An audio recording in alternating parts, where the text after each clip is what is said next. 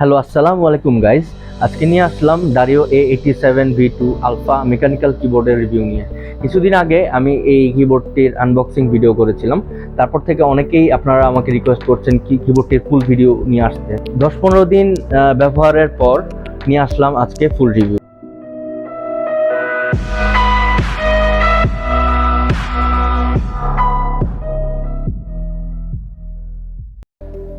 আমাদের আজকের ভিডিওর স্পন্সর RMTech BD।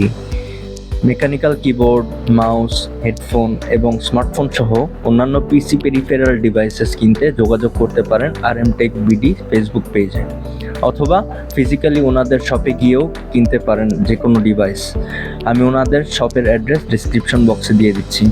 Dareu হচ্ছে একটি চাইনিজ পেরিফেরাল ব্র্যান্ড যারা মেকানিক্যাল কিবোর্ড, মাউস এবং হেডফোন প্রডিউস করে থাকে। এই কিবোর্ডটা হচ্ছে এর প্রিভিয়াস ভার্সন Dareu A87 এর রিভাইজ ভার্সন। আগের ভার্সনটি একটি ওয়্যার্ড ভার্সন ছিল। কিবোর্ডের যদিও চেরিএমএস সুইচ ছিল সেটাতে, কিন্তু ব্লুটুথ কানেক্টিভিটি ছিল না। আর তাছাড়া আগের ভার্সনটা হটসোয়াপেবলও ছিল না। এই কিবোর্ডটি একটি 10 keyless keyboard, alpha variant with tactile switches. এর আরেকটি হোয়াইট ভেরিয়েন্ট আছে উইথ লিনিয়ার সুইচেস। আমার কাছে আলফা ভেরিয়েন্ট আছে এবং আমি গত 10-15 দিন ধরে ব্যবহার করছি এটা। Dareu A87 V2 কিবোর্ডটি একটি 10 কি লেস 5-পিন হটসোয়াপেবল কিবোর্ড। এর 3টি কানেক্টিভিটি মোড আছে। ওয়্যারলেস 2.4 হার্টজের মোড একটা, ব্লুটুথ মোড একটা, আরেকটা হচ্ছে গিয়া সি টাইপ কেবল দিয়ে কানেক্ট করতে হয়। এতে পাবেন 2000 mAh এর একটি ব্যাটারি। এর সাথে পাচ্ছেন Dareu এবং TTC এর কোলাবোরেশনে তৈরি করা নিজেদের সুইচ। বিল্ড কোয়ালিটি হিসাব করলে এই কিবোর্ডটা ইটের মতো শক্ত এবং যথেষ্ট ভারী। পিছনের দিকে একটা কেবল ম্যানেজমেন্ট সিস্টেম আছে, আগের ভিডিওতে বলেছিলাম আমি। এই জিনিসটা আমার খুব হ্যান্ডি লেগেছিল।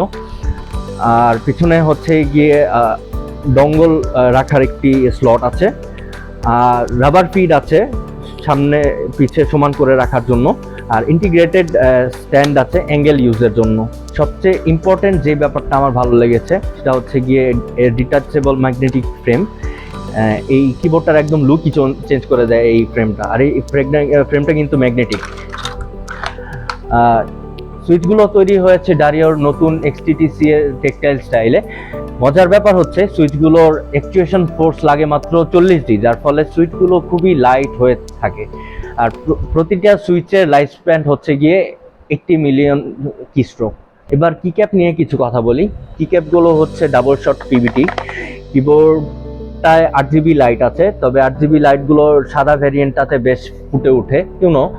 সাদা কালারে রিফ্লেক্ট বেশি করে কালারগুলি, কিন্তু সেদিক থেকে আরেক দিক থেকে চিন্তা করলে সাদা কিবোর্ড দ্রুত ময়লা হয়ে যায়, তাই আমি কালোটাকেই মানে আলফা ভেরিয়েন্টটাকে বেশি প্রেফার করি। কিবোর্ড এর স্ট্যাবিলাইজেশন বেশ ডিসেন্ট।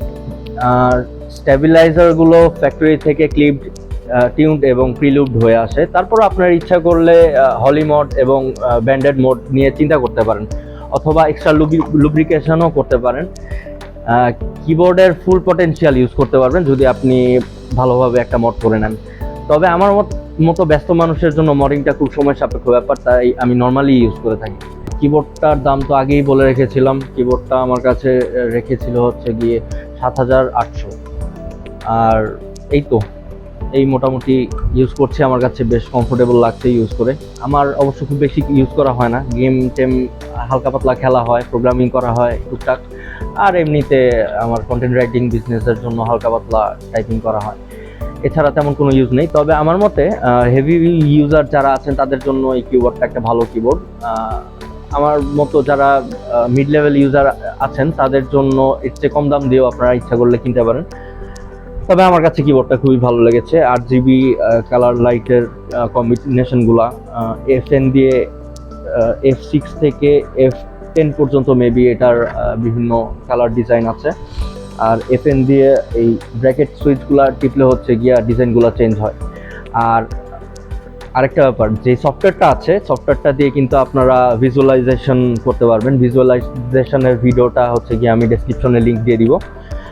আর কিবোর্ডটা মোটামুটি ভালোই চলতেছে, আমার কাছে খুব ভালো লাগছে এবং আমার খুব প্রিয় এই কিবোর্ডটা।